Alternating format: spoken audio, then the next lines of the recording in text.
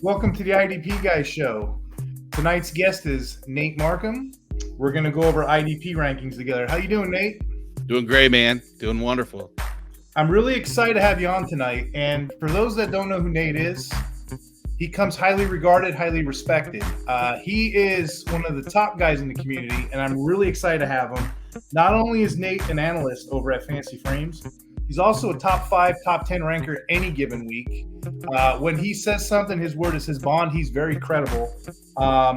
Just so happy to have you. He's also on Shoot the Gap, and he's also on the Reliever Recon. That's on Patreon. What else are you going? What else are you into these days, Nate? You know, I contribute occasionally to Fantasy Pros, some of their articles, when I dabble on the offensive side of the ball, that is. And then anytime you pretty much follow any of the work over at Fantasy and Frames, we have Wednesday nights, like tonight, is the that run the gamut. It's about 5 hours straight of fantasy talk, and you never know. I might sneak into one of those shows occasionally as well. I kind of, I like to crash parties if I can. Just crash it when you can, right? Hey, as long as there's drinks and food, I'm there.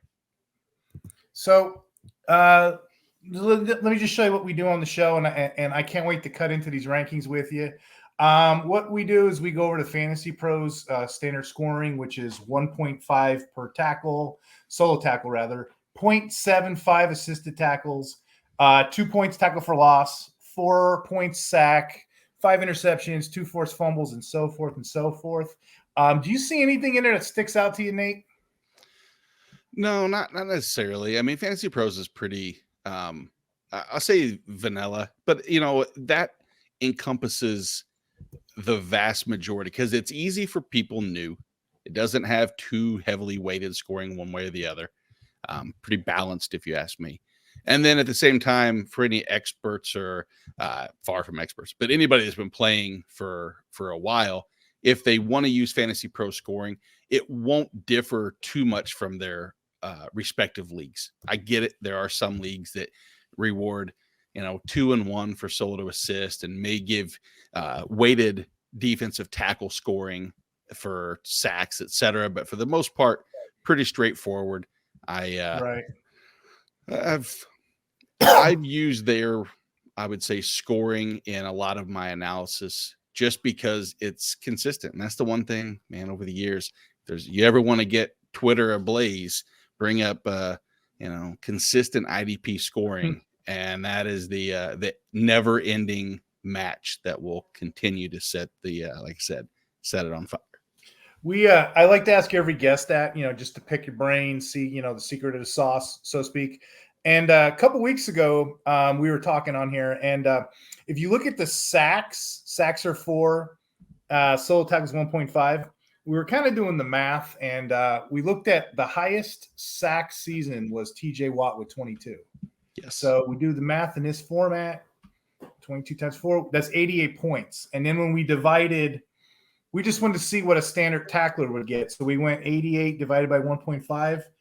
That's 58. So basically, I guess the glitch, what we have discovered on the show is, 58 tackle season, Joe Schmo, two down player, 58 tackles is equatable to a 22 sack season, which is kind of crazy. So a lot of things that we do on here, we kind of gear it towards tackle heavy, tackle savvy, little crazy, but yeah, that's the truth. Another thing I do on the show is I go over the actual rankings, the standings, week to week. And for week 11, can you see my screen, Nate? Oh, yeah. Okay. For week 11, I actually finished number 2. I was very impressed by that. But you know who else is very impressive, good sir? I got a friend of mine in here. He's ranked 8th. He's right behind us. So let me just show the rest of the season. I'm sorry, season to date. So right now, season to date, I'm holding true. I'm actually the number 2 ranker. But look who's there right with me. Look who is right in the standings. I seen him. Hold on a second. I just lost my train of thought. You know where I'm going. I do. Mr. Nate Marcum, number 8 ranker on the season. And that is hard in itself. So let me just congratulate you. You don't know how hard it is to get up in the morning and figure these out. I'm going to be real with you, Nate. I was panicking before the show. There's like 4 Thursday night football games going on, and there's a Friday game. I don't even know where my rankings are. It's like a pizza. I threw it in the air. I don't know what's going on. How do you keep it all together? I segment it a lot during the week. So like there is a like Monday is so over at Fantasy and Frames, we have 3 IDP articles per week that we pretty much put out. Our waiver wire article on Tuesday. We have my IDP Roundup that I put together that we typically release on Thursday, and then the waiver wire article on Friday. And the IDP Roundup is a collection of every game. And if you see it, if you want to go over to fantasyandframes.com, you can follow that work. I didn't have one this past week because I was in Mexico and I didn't have the time to do all that business. But it is every game. It's little, sometimes underappreciated areas of maybe snap share or variations or situations that have never happened, just something. And so that's usually like how my Monday starts, watching over some of the games, looking back at this, not just the box score, but actually watching a lot of the games. Not all of them, I will admit. Can't say I watch every single one and every replay, so I'm lying if I said I did, but gives me a good rundown. Then usually by Monday, I have a pretty good breakdown of how the games unfolded, a true football approach. And then it starts to get into scope a little bit more on Tuesday for everything. And before you know it, then it's matchups, defensive line and offensive tackle matchups, and then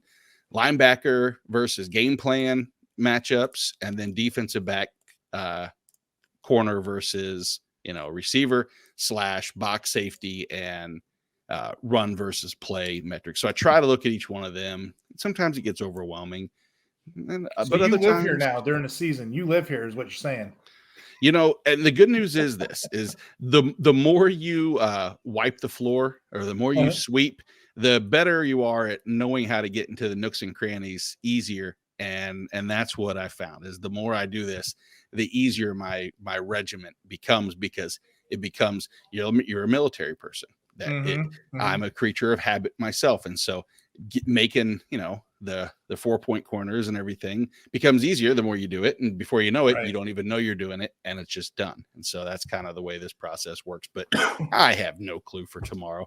I'm so behind myself. So I just want to let you know, misery loves company, my friend. And you and I are both probably going to be up late trying to fine tune this before the food starts tomorrow.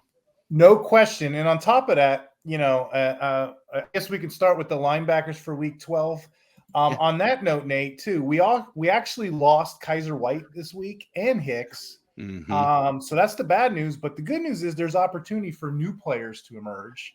It's exciting times. If you can see my list, I got a couple guys on the bubble down there that I'm excited to kind of talk about too. First, I want to kind of go over my criteria. This is the stuff I look for. And let me know if you have anything similar or maybe something different. But for my money on my list, I think I have like 4 or 5 criteria I use. The first one for my money, I'm looking for solo tackle guys. I mean, don't get me wrong. Assisted tackle guys are good too. But there's a difference from a guy that's just I'm up, I see me, he's down, a hit down player, to a guy that's a team tackler because of the scoring. If I'm getting 1.5 per solo and I'm only getting 0.75, I'm beating 2-1 each week. So say you have a guy and he gets 5 solo tackles.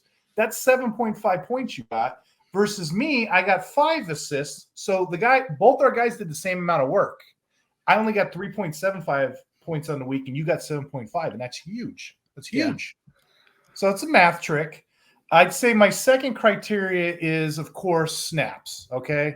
Everyone always says, oh, he's a snap guy. He's a snap count. Look at the snap count, 100%, 100%. But here's the trick, and we did this a couple weeks ago on the show. I wanted to share it with you. Here's the trick. Not just the snaps. If you say 100% snaps, whoop-de-damn-do, okay? Show me the volume. And this is a poor version. For those that are on Spotify that can't see my screen, what I did is I did a little snippet to show Nate. I took the Jets linebacker core of CJ Mosley and CJ Mosley and Quincy Williams. Okay, I took that core, and what else I did was I compared it to the Bills. So this is the first 3 weeks of the season. We had Matt Milano and we had Terrell Bernard. Both of those linebacker cores were rocking, pretty much close to 100% games. Okay. But what's the difference? Well, let's look at the volume.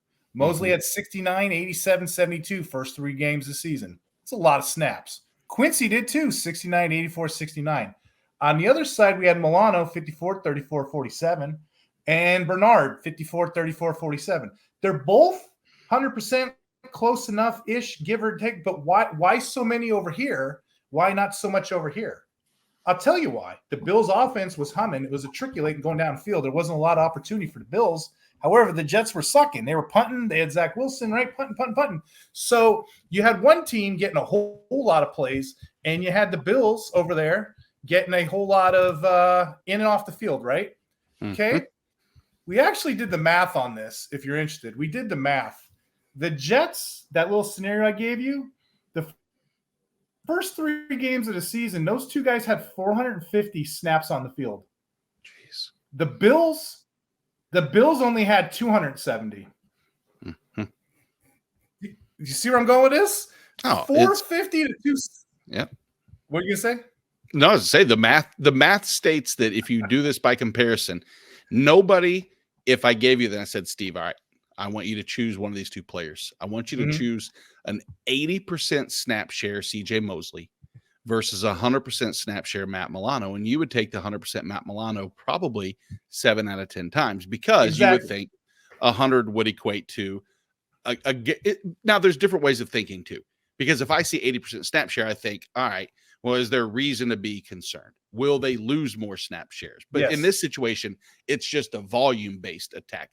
Very similar to offense. If you look at the offensive side of the football and people want to look exclusively at target percentage, well, a 25% target share on a team that throws the ball 18 times versus a 15% target share on a team that throws the ball 60 times, you're not looking deep enough into the numbers. So I like what you did there in talking about total snap and volume separately, because they are 2 different monsters that tell 2 different stories sometimes. I couldn't believe it when I seen that, because again, and I even had to double check my math because I'm like, I'm not in this Common Core math. This is old school. Let me add it up.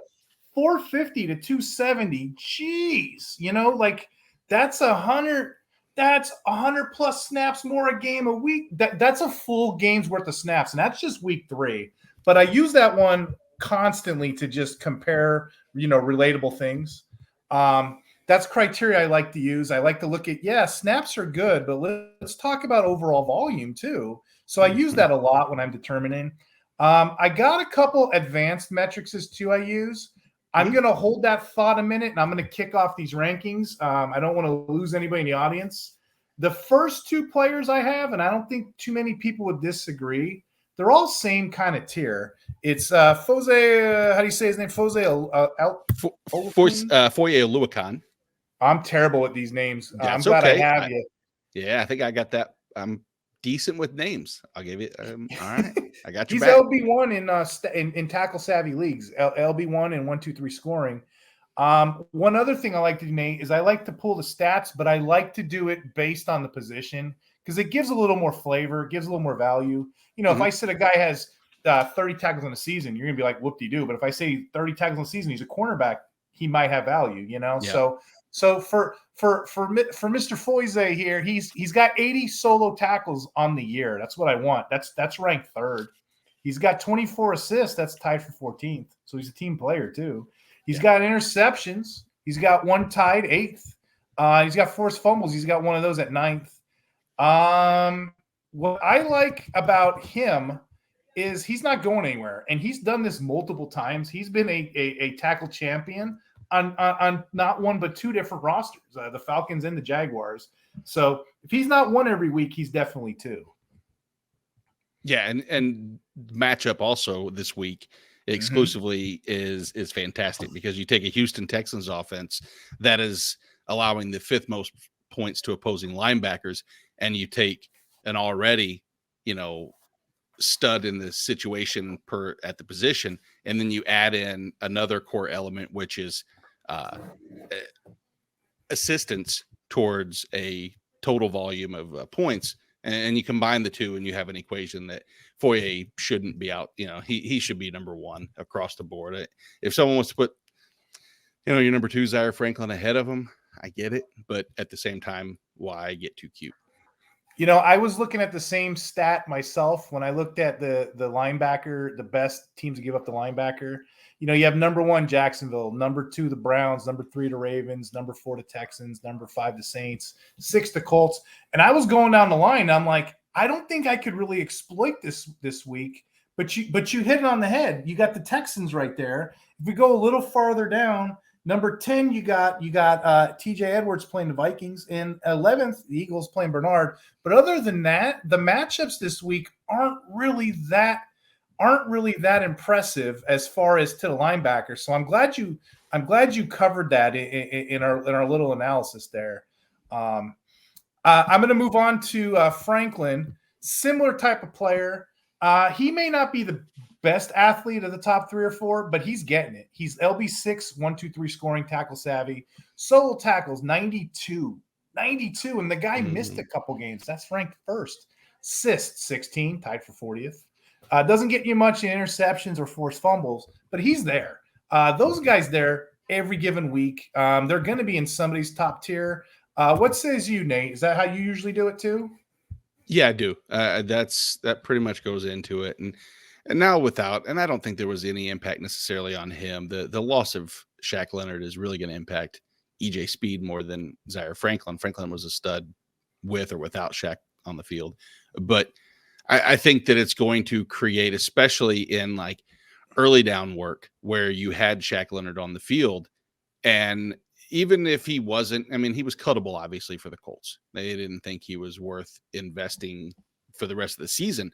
But it's one less mouth that you have to be concerned. And again, any given week, Leonard was efficient when on the field. He wasn't on the field as much as people would like. So I think that just increases his Zaire Franklin's overall tackle floor. Tampa's middle of the pack, but they've shown potential, especially with Rachaad White out of the backfield. That's open field tackling that Zaire Franklin does well as well. So maybe, like you said, not the best athlete, and I watched him through his college days as well, and can testify to that. But he's in the right place at the right time. Him at number 2, I don't have a problem. I've moved him from 2 to 3 to 4, and I think he's setting that top 4 for me. I'm not moving too much, and it looks like our top 4 is going to be the exact same, depending upon which order you want to put, and I don't see a huge separation between the two. Yeah, and you know what, too? With the top 4, you can really have it any way you want. The next guy I have is TJ Edwards, LB3 in your tackle savvy, 1-2-3 scorings. Solo tackles 86, that's second. Assists 26, tied for 11th. Interceptions, he's got 1, tied for 8th. Forced fumbles, 1, tied for 9th.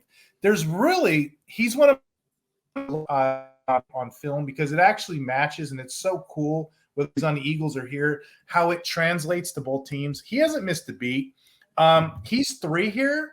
And I still feel like he's underlooked. Even though he's 3, he's still underlooked a lot of times. I don't get it. The casual fans tend to miss him a lot.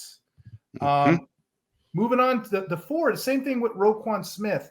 Roquan Smith's kind of having like a slower season. We're usually used to him being a top 2, top 3, and more on that in a little bit. But this year he's got 79 tackles.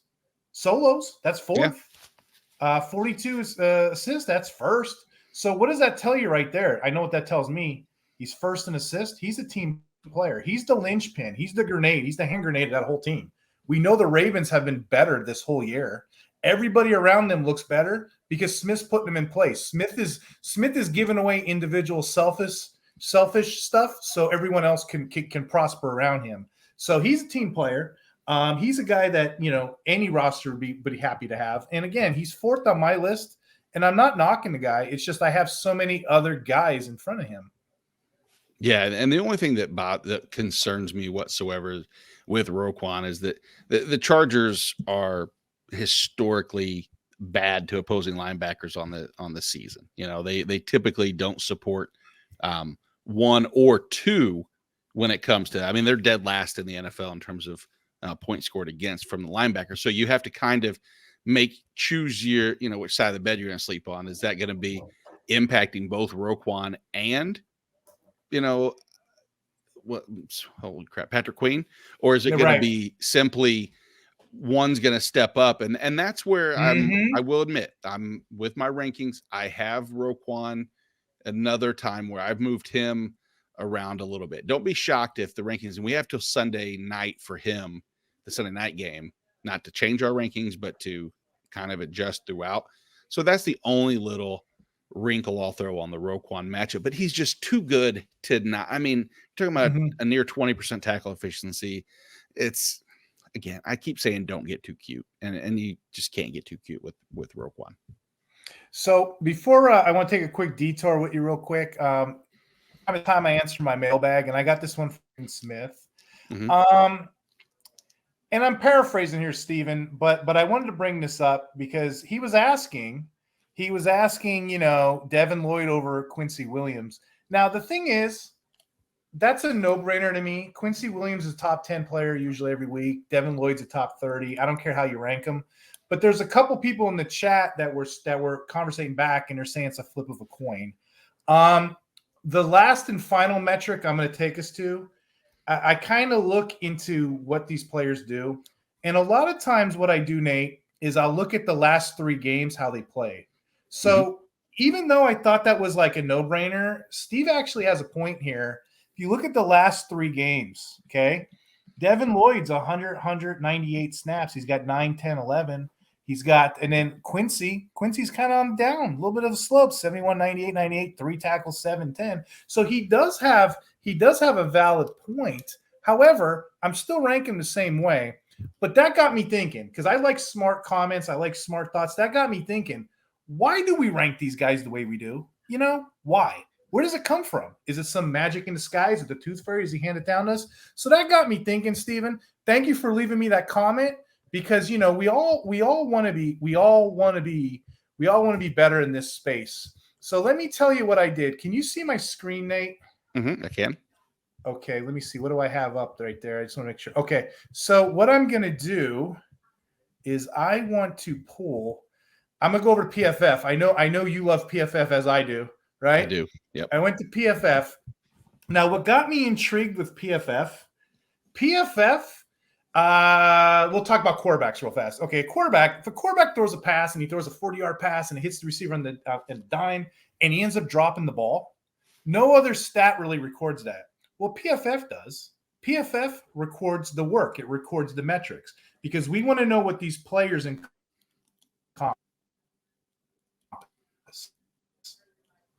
that's when I think that it's kind of cool, you know? So you'll see a lot of stats that are potential stats. And a lot of my friends like to give me a hard time, Nate. They'll be like, well, those are fake stats. Okay. Well, if you're only looking at the stat, you're missing the true stat. You're only missing the team. The team did that. The team caught that and passed it. You're missing a lot of the game around you. There's stuff that's going on. That quarterback did all the work. He threw it down the field. So one thing I love about PFF is the IDP side of it. It gives you true hardcore potential stats. So it's not the most accurate, but it's the closest thing we got.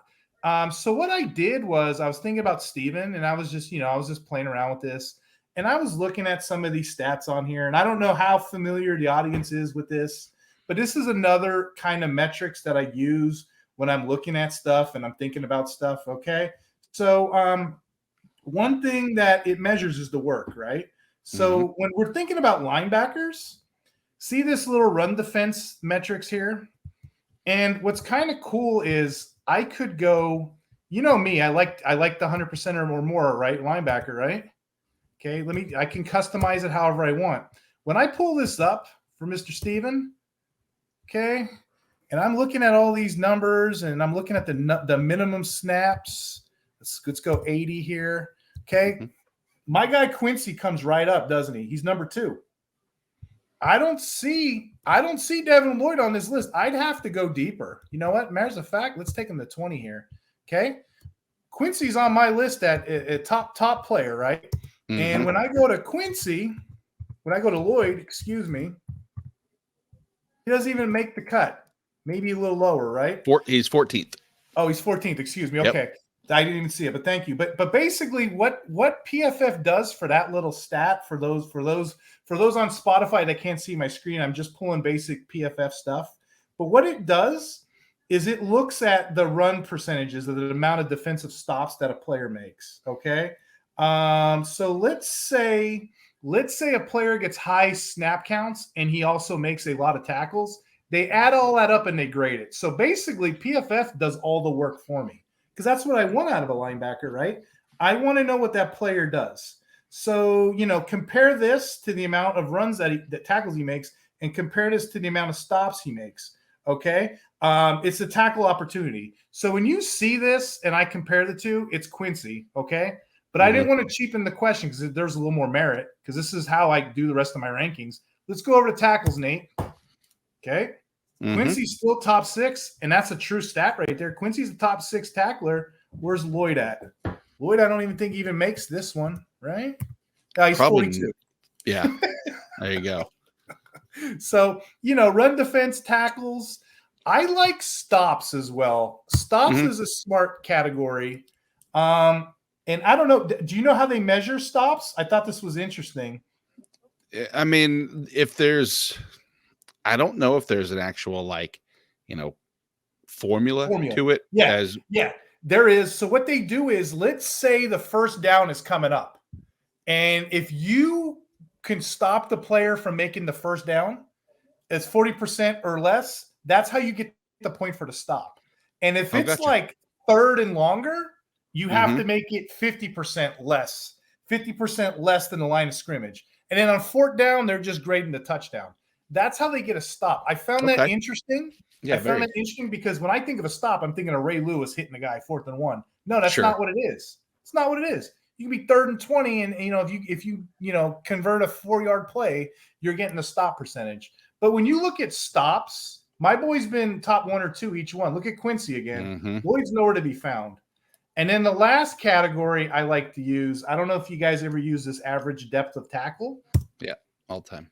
Okay, yeah, because I didn't know how smart the audience was with that. But, average depth of tackle, that just means you're reading the play well. So if you look at my screen, bad tackling, good tackling.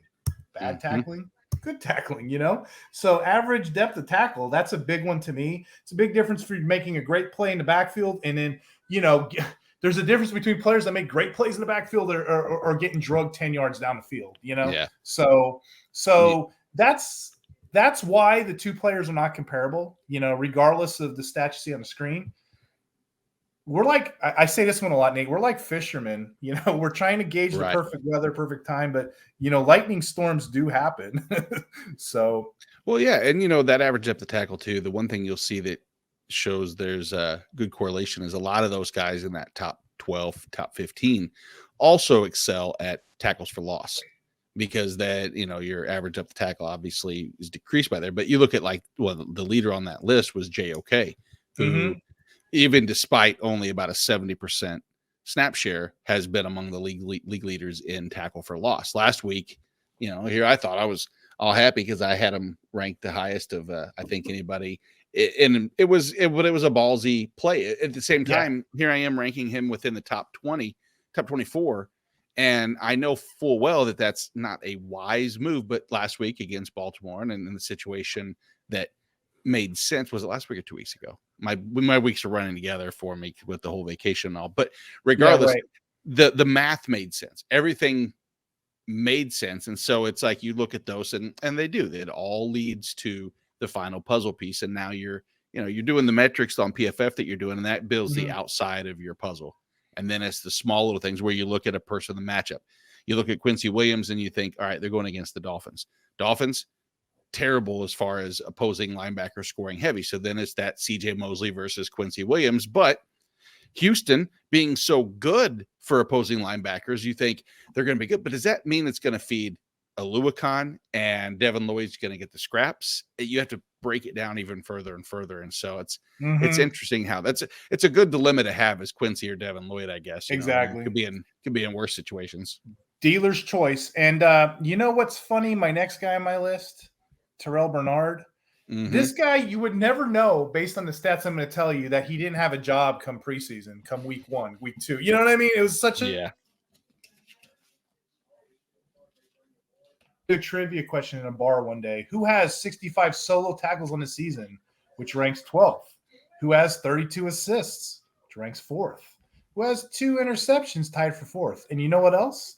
This guy's LB2 in Big 3 scoring, and he's LB4 in 1, 2, 3 in tackle savvy. What more do you need? Terrell Bernard. He doesn't hit any of the metrics, but sometimes those stats will carry over. Yeah, he's been so good, and it feels like he is constantly on my IDP Roundup list whenever I cover Buffalo, because he always has those incredible statistics like you're talking about, and it sucks because it was just the concussion a couple weeks back that kind of had me a little concerned, but he bounced right back from that as well. He's a feel-good story for me. And another feel-good story for me is Fred Warner. Fred Warner's up next. And how exciting is that to me? He finally put a season together. Yeah. Last week he had 12 tackles, a half a sack, 1 forced fumble. He's got 3 INTs on the season. 3 INTs in the season, 3 forced fumbles, 2.5 in the season. Overall, great year. I don't know if the audience at home or anybody knows, but the running joke always used to be on Fred Warner was that he's the most refreshed linebacker down the stretch in your fantasy playoffs because he's around such a great team. Everyone else benefits. He's usually a name. Well, this year he finally put it together. He's actually outplaying Greenlaw, who usually vampires him for tackles. Yep. At 27 years of age, I think he's finally hitting his stride, and he's getting in there with PFF grades 89.3, run defense 90.9. That's impressive. Pass rush 73.8. Solo tackle 61 a year, tied for 15th. Assist 24, tied for 14th. He doesn't do much else. That's all you need to get home. So Fred Warner at 6. Wrong. I got Bobby Wagner. Said I was way wrong on Fred Warner. I went in this year. He was one of my kind of avoids because, last year proved a lot. Like if you look at his the same way. The whole volume of work was good, but he never had. I don't think he had but one top 12 week. Everything was like he was, 15, 18, 47, 16, 15, 84. And then it, culminated in a top overall score good enough, but it wasn't anything that like on a week in and week out was going to be a league winner or a week winner for you. And you know what's interesting about him? When I usually will in a draft, I would usually take Greenlaw because it's a cheaper alternative, like you just said, over Fred Warner. So it's just so exciting to finally see him come together with it. It really is. Bobby Wagner's a little bit lower for me. In real life football, he kind of gets tired, kind of gets drug out. What do you expect out of a 40-year-old guy? But as far as fantasy goes this year, 73 tackles, tied for 6th, 28 assists, that's tied for 8th. So he's got 6th in solos, 8th in assists. Doesn't do much anywhere else, but I'll tell you, those tackles are really nice to have on your team, especially as an LB1, lower tier LB1, LB2. So that's Bobby Wagner each week. Not nothing to write home about, but he's always in people's top 5, 6, easy. Mm-hmm. And then what I got here in the middle categories here, I got Logan Wilson 8. Bobby O 9, CJ Mosley 10, and Aziz Al-Shari, if I'm saying that right, at 11. Yep. Let me just read you some of them stats because this is that category when I'm looking at linebackers. I usually end up getting these guys around here, and I kind of like having them on my teams because Logan Wilson is the only one on the Bengals that gets 100% snaps. I mean, Pratt's a sneaky one to own too. But if you want to go a little bit deeper in your drafts or even your leagues, Logan Wilson checks my box. He's the only guy there doing that, like I said. He plays a lot of 2 LB sets a lot of times. Stats don't necessarily jump out at you when I show you them. But again, last week he had 9 tackles, 1 forced fumble. Week before he had 5 tackles, half a sack, another forced fumble. So he's sort of a jack of all trades. When you're this late in your rankings, what more do you want? Solo tackles 58, that's 19th. Assists 17th, tied for 35th. Interceptions 3rd, tied for 1st. Forced fumbles, he gets those too. 1, tied for 9th. His overall grades aren't really that impressive. Run defense 55.9, but who cares? Who needs it? In fantasy, all we need is stats. Yep. And same thing. Now this one I want to kind of explore a little bit with Bobby O. This guy gets crapped on. I don't know if it's because he plays for the Giants. I don't know why, but on paper, he looks better than what people usually razz about him about. Bobby O. Why do we hate this guy? His numbers indicate a good linebacker. He's top 3 in 1-2-3 scoring. Solo tackle 76, he's 5th. Okay. Assists 28, tied for 8th. Interceptions, he's got one of those. That's 8th. Forced fumbles 4th. I wanted to look a little deeper, and I'm like, well, maybe he's not a real good player. No, run defense 80.6, pass coverage 75.1. Coverage 58.5, and that's good enough. It's good enough for a linebacker to be rolling like that. So I don't get it. I don't know. Maybe you can help me out. I don't understand why people don't like Bobby. Yeah, I really don't have an answer for that because going into the season, I loved the landing spot. I thought that was ideal. I would like to see more Micah McFadden, but I understand that's just not in the cards necessarily. And so I don't know if it's because people didn't really care too much when he was at Indy, if they thought that he was second fiddle and wasn't worth the investment and wouldn't, live up to the pay. But yeah, I'm fine. I have Bobby O and pretty much top 12, top 15 about week in and week out, and nothing's really changing this week. I love the matchup too. I mean, New England, I expect them to be everything in between the hash marks and heavy dosage of Ramondre still. So I would like to see New England be able to move the ball, keep New York defense, on the field. But I don't know. I think we're in agreement with him for sure. So number 10 is CJ Mosley, and maybe he's slowing down a bit, but he did have a drop-off game last week, kind of hurt him in the stats. But solo tackle 71, he's 7th. Assists 34, that's 2nd. Interceptions 1, tied for 8th. Forced fumbles 1, he's tied for 9th. He's kind of like a Roquan Smith to me as such. He makes everyone around him better. That team responds better when you have somebody over that linebacker core calling the plays, making it all work for them. So maybe that's why. Maybe he has siphoned off some of his stats to the other guys, to the younger guys. But yeah, I mean, again, I'll put him, even though he's a little bit older, I'll put him in my top 10 any given week. And this is kind of a lower week for me against Miami, but that's where I have him. Yeah. I between the two of them, both CJ and CJ and Quincy, when I do the rankings and I look, and there's always let me ask you a quick question. When you do your rankings, do you start just with last week's rankings? Do you start from scratch, or do you use the composite from the get-go? Good question. What I do is I use the Fantasy Pros, whatever. So I kind of throw that out there, right? So now I have it all out there. So I use their stuff. And then from there is when I actually go through all this and I kind of brutally painstaking move around. So usually by right now, I have my top 15 because obviously we're recording a show. And then I will start putting my Thursday guys in there. And then the rest of it I kind of piece together as I go. Yep. But yeah, that's what I use. I usually use their base, whatever their standard scoring, and then I go from there. Because if I'm starting from scratch every week, it's going to be a long year. Yeah, no doubt. And I've done the same thing. And I've tried. And, it's funny is 2 different weeks on the season that I've finished, that I've had the number 1 finish.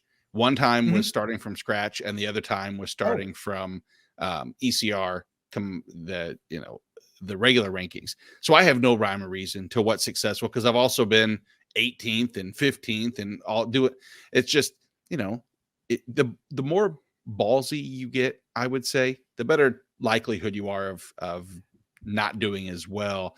And that happens when you don't use the consensus because you leave people off, you overlook Right. somebody. It That's what I'm happens. worried about. So It's I gonna usually happen. put like, oh, that third string Nickelback. Oh, I didn't know so that's why I kind of started from there. Exactly. But But the whole yeah. point of that was that when I start there, Quincy and Mosley were very close to each other. They're basically, Oh, within 4 or 5 spots. And I don't want to have two linebackers on that spot necessarily against Miami, but the Jets just don't have anybody else outside of maybe Jordan Whitehead. And, Quinton Williams is going to do his thing. But I find myself having a hard time separating those two like you did. And so then it was a mhm, matter, do I want to put CJ or Quincy? And I'm going back right. and forth there. And I think I'm just going to, I'm looking at the solo and I'm looking at the tackles for loss. And I'm Yes. thinking that's where just maybe it might work out because Miami does do a lot of plays from behind the line of scrimmage, and that could lead to Quincy having a few extra tackles for loss. But I'm bouncing back and forth, man, with them. That's the key, what you just said. Like, let me relate it to defensive linemen, which I love, right? You got a guy named Hubbard on the Bengals. He's tackle savvy. He'll get you tackles. Very rarely will he get you a sack. Then you have Trey Hendrickson, who's a sack guy. He won't get you tackles. So in this format, Trey Hendrickson's probably a top 40 player. But on a sack heavy or like big three scoring, whatever it is, right? He'll be a top 10 player. So that's what you got to kind of look at. Like Mosley, kind of think of him as king of the hill, the tackle guy, whatever. Then you see Quincy Williams, he's pulling all the extra stats, But here on my, you see a lot of guys on my list. They're getting, I'll tell you, 90 to 100% snaps is kind of my baseline. You won't see, with the exception of Jordan Brooks, because he's a he-man, you won't really see too many guys outside of that. But I'm looking for tackles. And same thing with the next guy on the list, Aziz. He kind of goes unnoticed. Maybe it's the name or the market he's in. He's got 62 on the year. That's 14th. Yeah. Assists, he's got 26, tied for 11th. He doesn't do much other than that, but that's all you damn need with him. Same thing with Ernest Jones on this list. He's another one.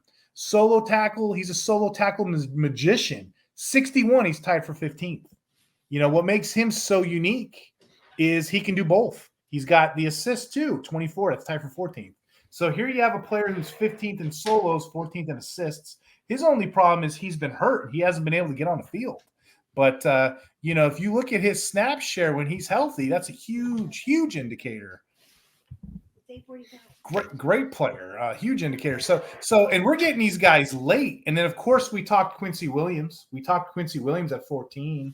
But, yeah, that was a good question. How do you know between 10 and 14? That's kind of how I justify it. I kind of think they're going to need somebody over the field. I think it's going to be Mosley, Quincy, but you can really flip-flop those guys week to week. Absolutely. Now, I'm like you, and you've alluded to this next thing, and I'm so excited to show you this. I'm like you. I kind of want to take shots. So one of my little tricks that I do in my rankings, week to week, I kind of pull Roquan Smith a little lower than everybody else, maybe one or two. And I bring up Patrick Queen, maybe one or two more. So if he's a top 20, maybe I'll put him 14. If Roquan's 2, I'll maybe put him 5. And here's why. Can you see my screen? Yep. Okay, if you look at my screen week to week, and, we're not mathematicians here, but both of these guys are pretty comparable, right? 100% each week. Let's go back the last 3 games. Roquan Smith, 92, 100%, 100%. Patrick Queen, number 15 on my list, 98, 100, 100. Okay, let's go to tackles. Roquan Smith, a top player every week, right? 5 tackles, 21-10. That 21's pretty darn good. But, okay, 5, 21-10. Let's go to the other guy, 6, 10, and 11. So I've been keeping an eye on that. And a lot of people, this is the secret recipe right here. The secret stuff. A lot of people aren't really paying attention to that too much. But Queen is right on him. He's right on him. So close each week that if you were to go to, let's do that. Let's go to Fantasy Pros, okay?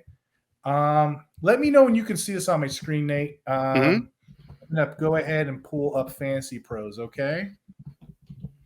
All right. Can you see the comparison? I'm going to put both of these guys together, Smith and Queen. Okay? Yep. Can you see that? Okay. Yep. According to Okay, good. According to Fantasy Pros, okay, they got these guys closer than I thought. Roquan Smith's LB10, Patrick Queen's LB11. Okay, coincidence? Points per game. Smith's LB16, Queen's LB21. Let's look at tackles. 65 in a year for Smith, 62 in a year for Queen. Assists, this is where Smith makes his money, 53 to his 33. Yep. Sacks goes in favor of Queen, right? This is number 15 on the list because why? Everyone's paying attention to Smith. And that's what you can kind of exploit it, especially later down my list. If you know what you're looking for, if you know how to identify talent, and really quick for the audience, the way I rank these is number 1, Olakun, 2, Franklin, 3, TJ Edwards, 4, Smith, 5, Bernard, 6, Warner, 7, Bobby Wagner, 8, Logan Wilson, 9, Bobby O, 10, CJ Mosley, 11, Aziz, 12, Frankie Louvu, 13, Ernest Jones, 14, Quincy Williams, 15, Patrick Queen. And I got a lot of guys on the bubble, and I'm going to scroll through for the paid subscribers or the people at home that want to look through my rankings. But I got 16 Cashman, 17 Tranquil, 18 Quay Walker, 19 Singleton, 20 Dre Greenlaw. I have no idea what's happened to Levante David this week. But, yeah, so you can really hit big the later tier of this list. Nate, any comments on linebackers? Any closing thoughts on these guys? No, the only one person I have higher than maybe this can change too, is a person I haven't been the biggest fan of, and that's over the years has been Kenneth Murray. But that Baltimore matchup is just juicy for linebackers, and he's playing a heavy enough snap load, and I'd like that matchup specifically when there's a person who I'm moving up higher than most has been Murray, and it doesn't make me feel good about it. But at the same time, it's like, consistently between 8 and 9 tackles for the last 7 weeks. So he's there tackle heavy wise, not much outside of that, but that's where the Baltimore, volume will help offset that. So gotcha. We'll move on to DL ranking. I can tell you like your DL rankings too, huh? I do. Yeah. Is that your favorite position? Yeah. It is. I tell you what, I may have to kind of jump through these a little quick. Unfortunately, I hate to ever. Okay. I don't want to speed you through anything. Oh, that's fine. What I did is this was fun last week. We kind of did a chart of all the sack, prevalent teams, and the ones that jump out. The Commanders, Jets, all of those guys jump out. But yeah, it's a good snapshot.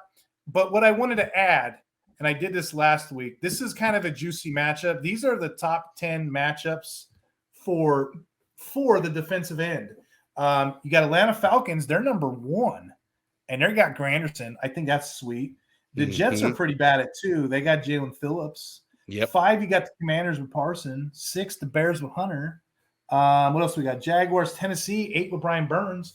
It's pretty sweet this week. Anything else jump out to you on that? No, you hit exactly right. That's why I have so many of the names you touched on all at the top of my list. What I wanted to be mindful too of, Nate, is I look at a lot of hits. If you look at the guys quarterbacks that take a lot of hits, it's the same kind of names. The Jets are still on there. The Titans are still on there, right? Some of the badder offenses, but the Vikings are up there, and so are the Chiefs. And I guess their quarterbacks are like magicians. They just kind of sort of get out of it a little bit. So when I'm doing my rankings, I'm mindful of those teams. I'm mindful of those teams that take a lot of hits, and I'm also mindful of teams that give up a lot of pressures. And what's exciting about that is same teams that are bad give up pressures, obviously. Chiefs, Commanders, Jets, Panthers, Browns, whatever. But there's a couple on here that you wouldn't know because the stats kind of lie to us. The Chiefs, the Vikings, the Broncos, the Seahawks. What do we know about those quarterbacks? They run around and maybe they hold it a little too long. So any given week when they got a stud, in the last 2 weeks I've been red hot. I predicted when Aiden Hutchinson went off and when Nick Bosa went off. I was using this metrics right here. That's what I was using to kind of predict Yeah, I use the same thing. I look at, my defensive line, my matchups first, then just overall, just the normal metrics, the pressure rates that are kind of hidden that not everybody sees.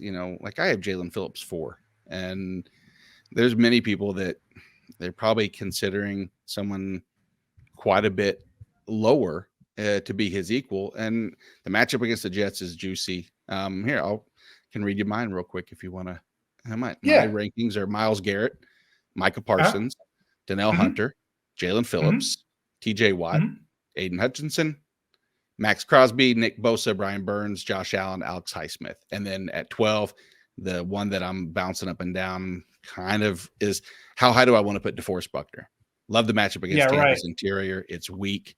And I think that just, it screams exploit.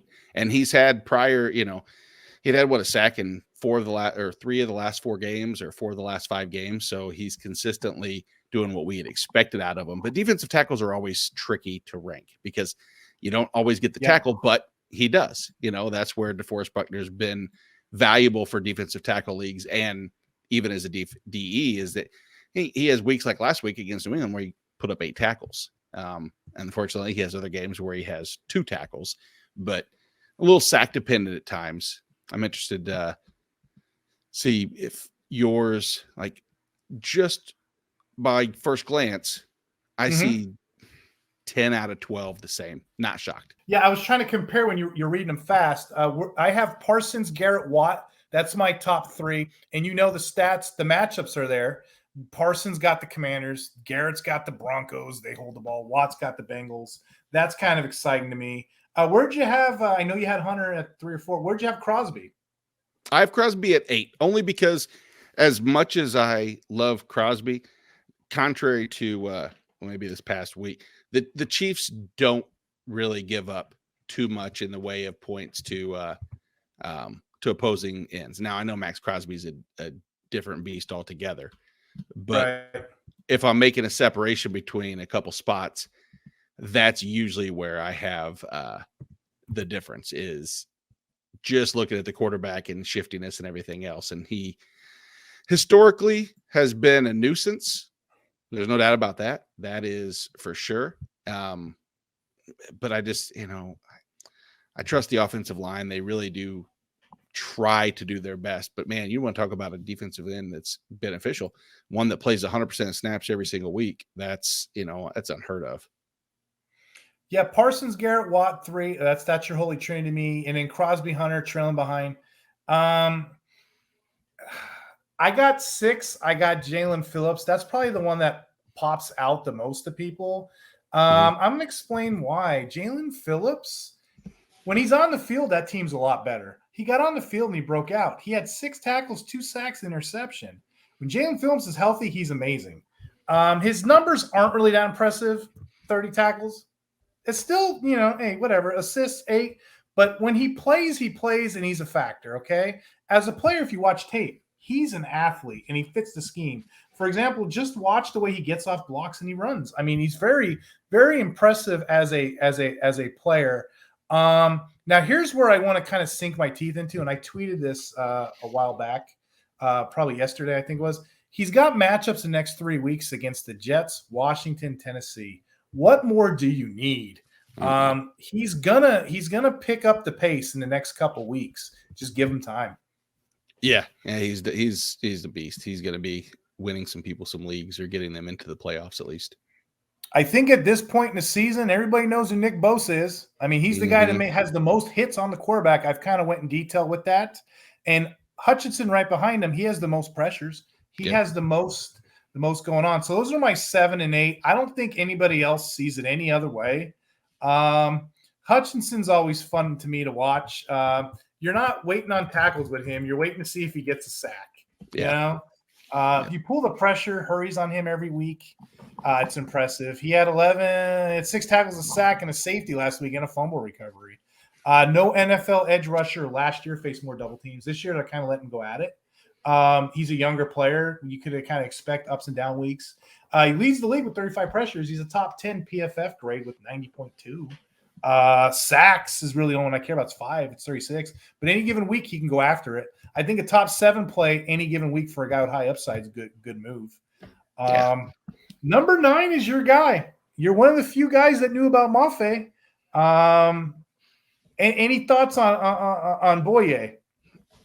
I love Boye. I don't like this week as much. Trent Williams is a nasty matchup. I'm gonna have a hard time not playing him if I have him, just because anytime you can have 7-game consecutive sack streak or whatever it was, that speaks volumes. But Trent Williams hasn't a lot of sack yet.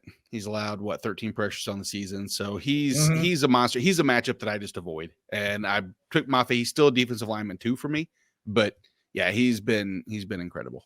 Let me ask you, how do you feel about Burns this week? Because the thing about Burns, I know he was hurt, and it was amazing. If you watched last week, people were pulling him in and out of their lineups. What do you expect there?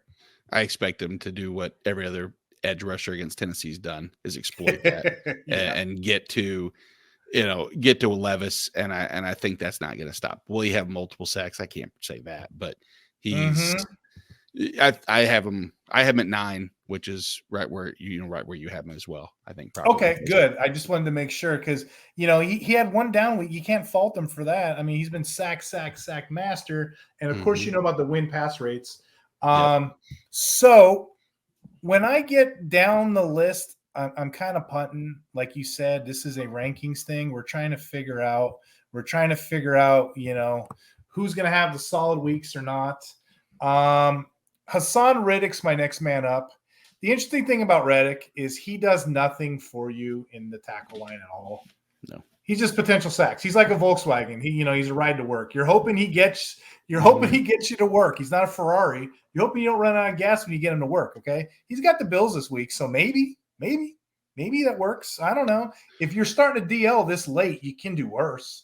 Again, tackles, 11, 68th, nothing. Sacks, okay, 9th. It's tied for 11th. But that's what I think of when I think of Reddick. You? Yeah, the same. And those 9 sacks are also over the course of like the last 5-6 weeks, because he didn't have a tackle through the first, I think, 5 games. He didn't have a single stat through the first 4 or 5 games. There was people talking about dropping him. And so, now we see what he is, but I'm right there with you. He's caught it. He catches his stride now. So my final guys, I want to take a little time, because usually by the time we get to this part of the list, people are like, whatever. I got number 12, I got Highsmith, number 14, Josh Allen, number 15, Thibodeau. And there's a reason I got him in here. And I just want to show you, for the audience at home that can't really see what I'm doing, I'm just pulling up some basic slot positioning. With Alex Highsmith,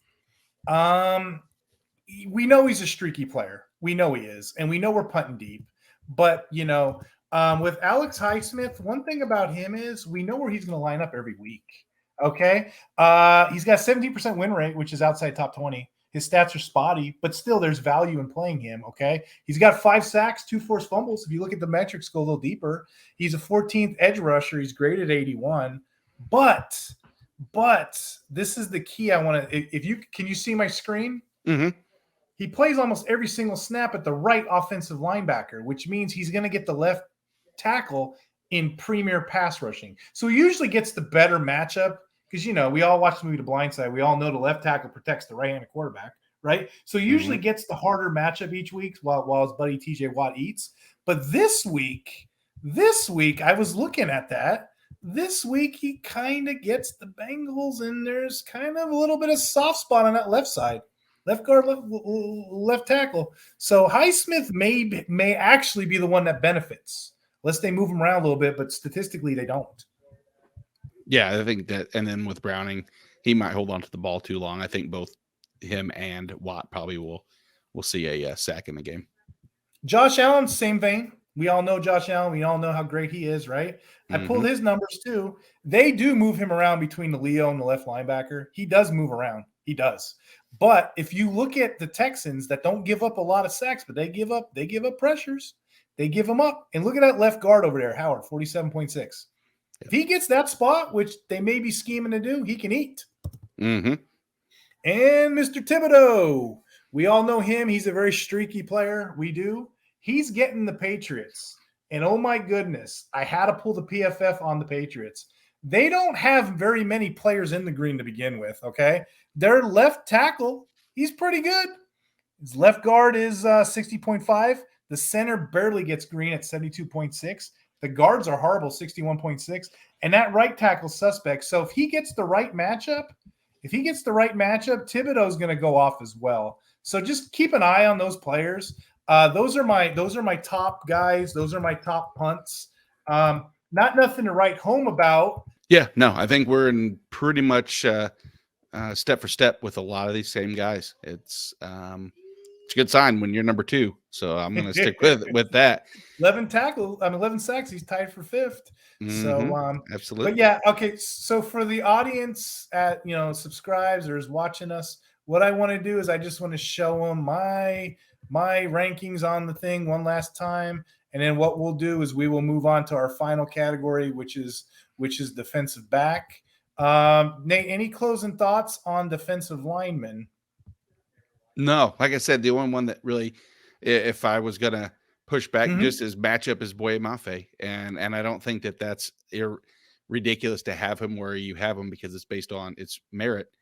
But the matchup, if I can avoid, if I can do so, if I have a pivot, I would be happy to do that.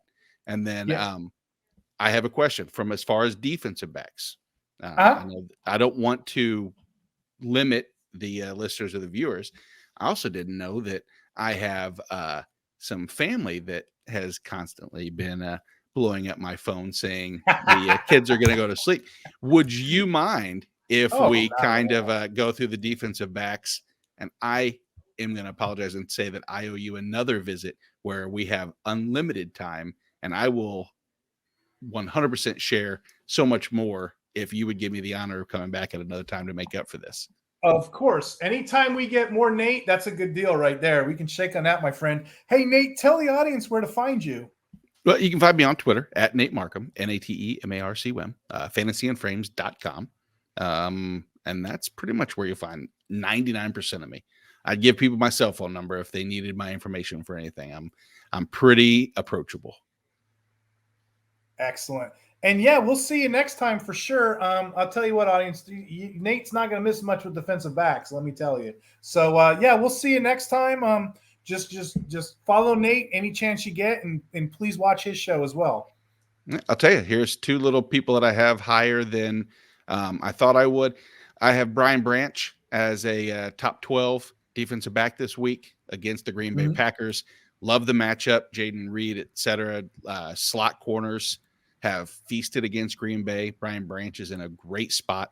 Love that situation, especially if Green Bay and Jordan Love can move the ball like they have been. He's pretty far down. I think I don't know if I'll be the highest on him or not. We'll see.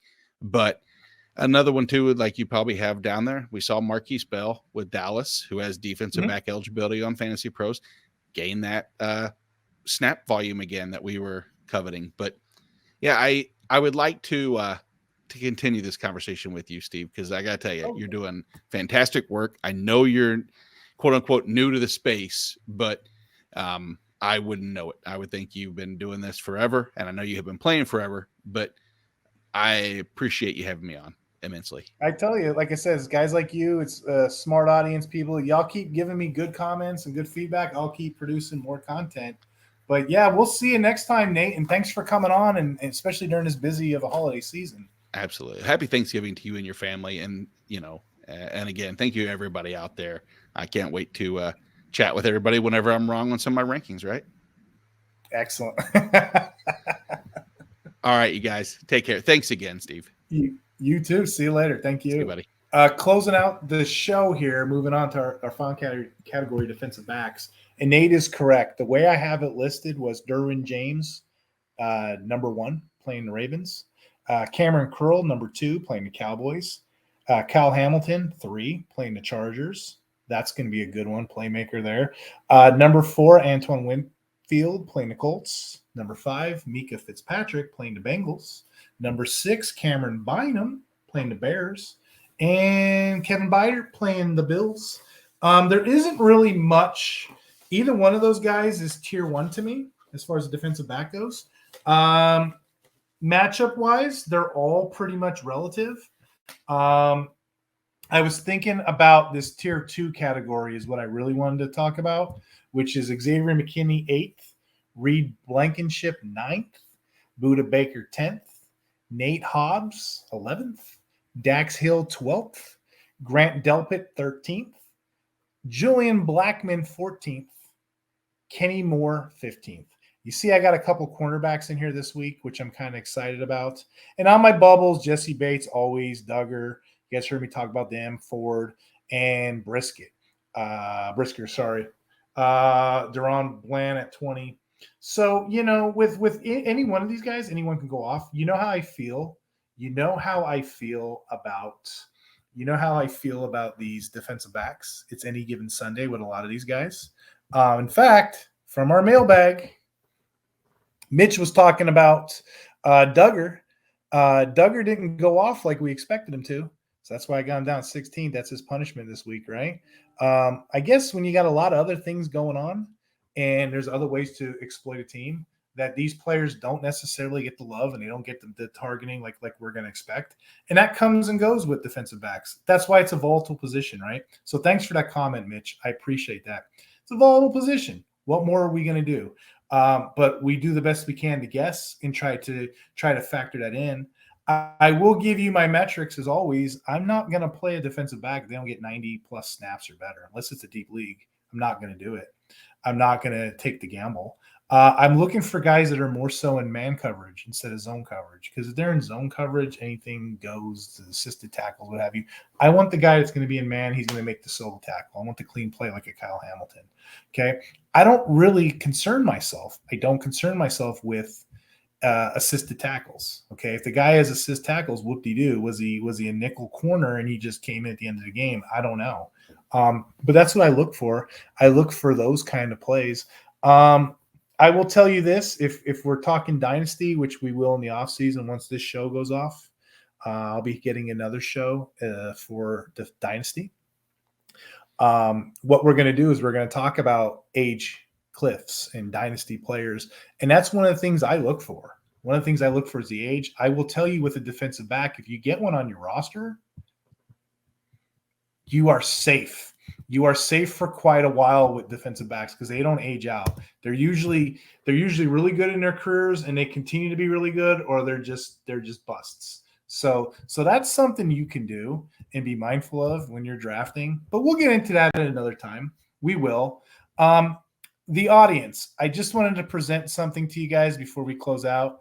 If there's anyone out there that thinks they have better rankings than me, by all means, come on the show. If there's anyone out there that just wants to have a conversation or maybe tell me about their unique leagues, by all means, reach out to me. Come on the show. Subscribe. Be part of the IDP Guys Network. We're doing a promo code right now that if you use the promo code IDP Hunter 10, it's a new promotional update. Your subscriptions are 30% off. We have a great Discord. We have people in the chat like myself.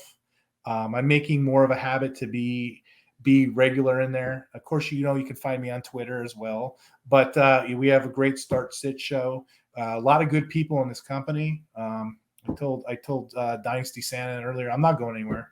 We're going to make this thing run. We're going to get better as an audience. And the last and most important thing, continue to send me smart questions. You send me smart questions that make myself better, or my host better, or my co-host better, or just as an overall audience better. I'll plug them. I'll put them on here by all means. We're only as good as the community that we create. Okay. But this pretty much covers everything I had to say this week. This pretty much covers it. Remember the promo, it's IDP Hunters 10, 30% off. This pretty much covers everything I have to say this week. We'll end the show a little bit earlier than we normally do. I look forward to seeing you guys next week. We're going to have the IDP Tipster on next week. So that should be an exciting show in itself. If you guys don't have anything else for me, we're going to leave early. Thanks and take care, and we'll see you next time. Thank you for watching this IDP Guys video. If you like this content and you want more fantasy football content, click here. If you enjoyed this video and you want to see more videos to help you master your IDP league, click here to subscribe.